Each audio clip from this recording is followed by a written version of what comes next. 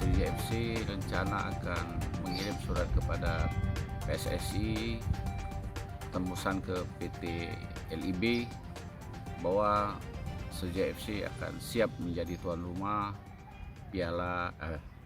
tuan rumah Liga 2. Jadi kita menganggap bahwa Sriwijaya FC ini punya segala-galanya untuk menampung tim sebanyak 5 atau 6 tim di grup di Sriwijaya FC. Banyak sekali hotel di Palembang, rumah sakit di Palembang, stadion yang bagus, stadion latihan yang banyak.